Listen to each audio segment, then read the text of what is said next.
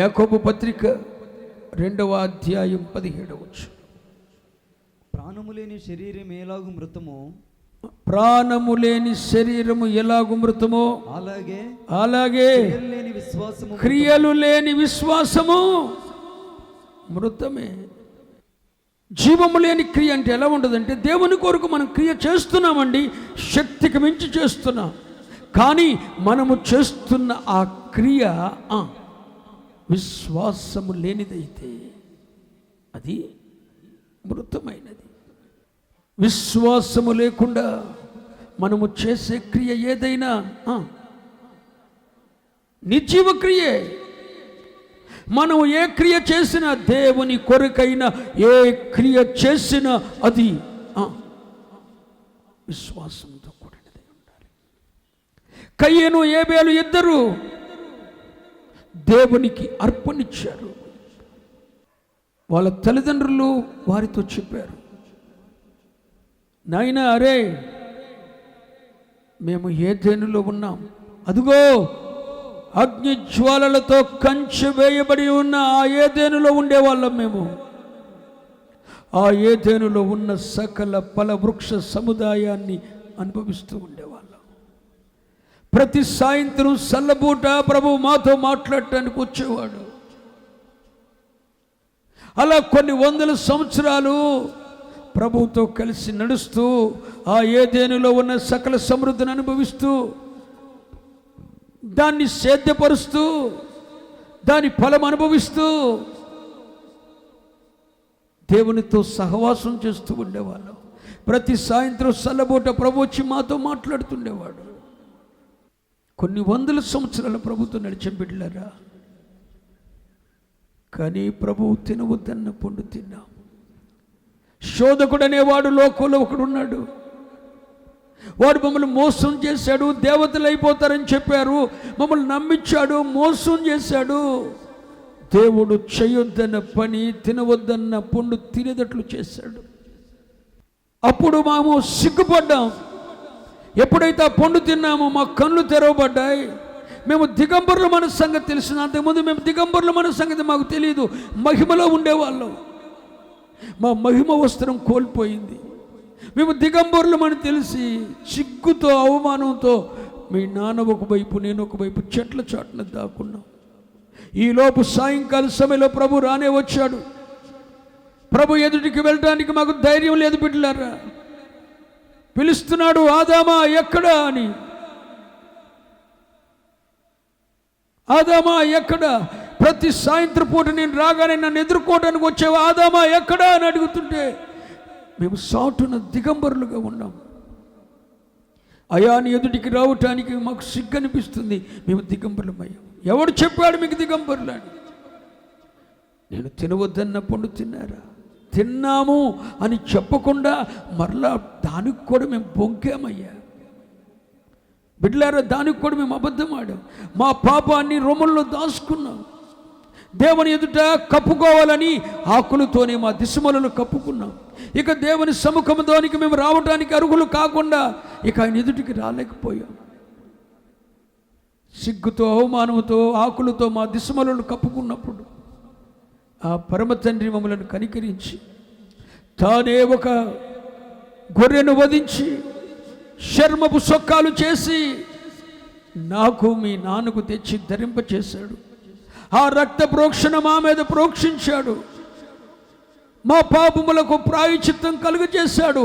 ఎప్పుడైతే తండ్రి అయిన దేవుడు వచ్చి బలర్పించి ఆ చర్మపు సొక్కాలతో, ఆ చర్మముతో మా దిశమలను కప్పి, ఆ రక్తముతో మా మీద ప్రోక్షించి మా సిగ్గును కప్పి, ఆ వస్త్రములు మాకు తొడిగించి, మేము చేసిన అవిధేయతను బట్టి ఏదేను నుండి మమ్మల్ని బయటకు పంపివేశాడు. కష్టపడి బ్రతకండి, చెమటోర్చి బ్రతకండి, దేవతల వల్ల అయిపోతారని తిన్నారు కదా, ఇప్పుడు ఏమవుతారో చూడండి అని చెప్పి మమ్మల్ని బయటికి పంపించాడయ్యా.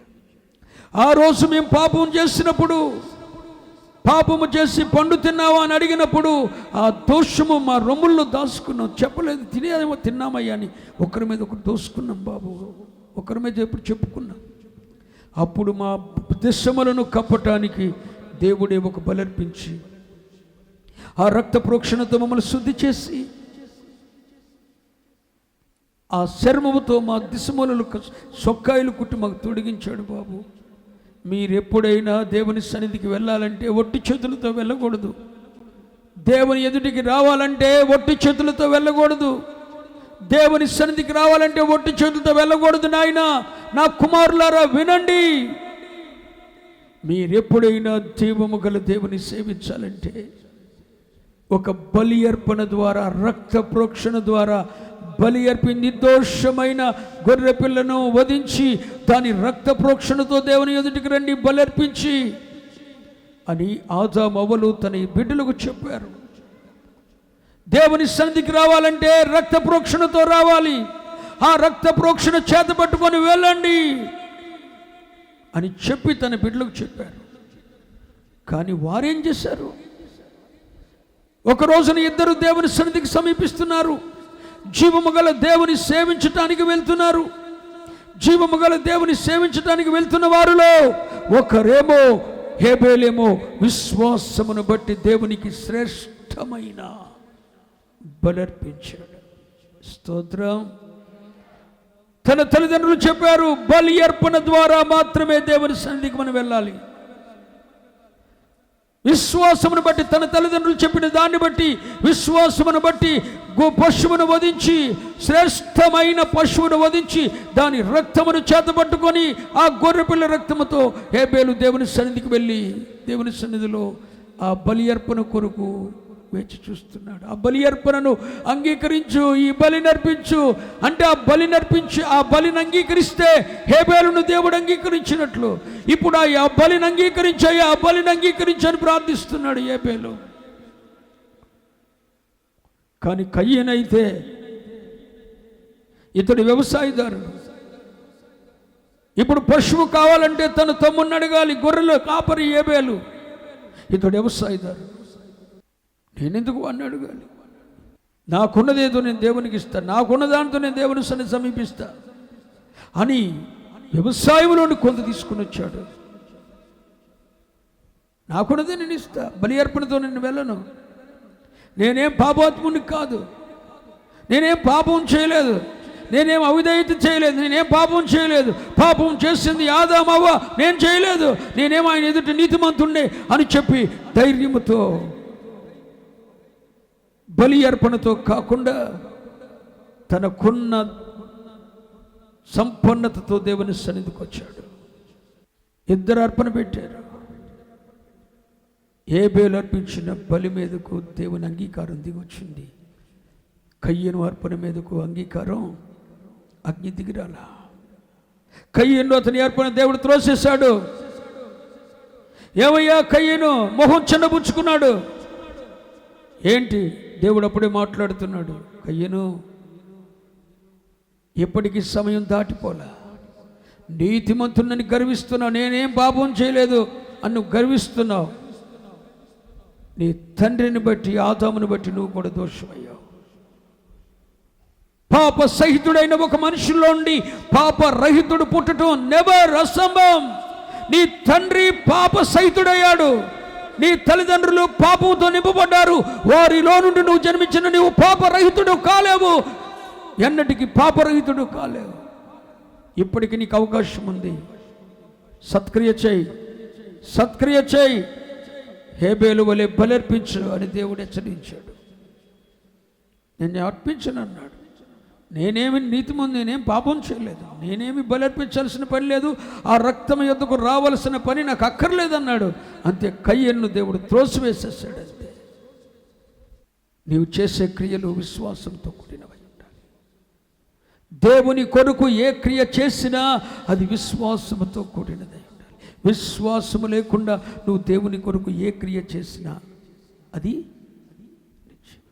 ఇప్పుడు హేబేలు తన తల్లిదండ్రులు చెప్పిన దాన్ని బట్టి విశ్వాసం ఉంచి దేవునికి బలి అర్పణ అర్పించాడు. కానీ హేబేలు విశ్వాసం ఉంచలేదు. ఈ రోజున నా ప్రియ దేవుని బిడ్డలారా, దేవుని కొరకైన ఏ క్రియ నువ్వు చేసినా, దేవుని కొరకైన ఏ క్రియ నువ్వు చేసినా, దివారాత్రములు ప్రార్థించిన, ప్రతిష్ఠత, వైరాగ్యము, సమర్పణ కలిగి ఉపదేశ క్రమ ప్రకారం నువ్వు జీవించిన అది ప్రభు అయిన యేసుక్రీస్తు నందలి ఉన్న రక్త విమోచన యందలి విశ్వాసం ద్వారా మాత్రమే నువ్వు జీవించవలసిన వాడవై ఉన్నావు. మన నీతిని బట్టి కాదు. మన నీతి దేవుని ఎదుట మురికి గుడ్డలు, మన నీతి క్రియలు దేవుని ఎదుట మురికి గుడ్డలు. ప్రభు అయిన యేసుక్రీస్తు యందలి విశ్వాసముతో ఆయన రక్త ప్రోక్షణను బట్టి మాత్రమే మనము తండ్రిని సమీపించాలి.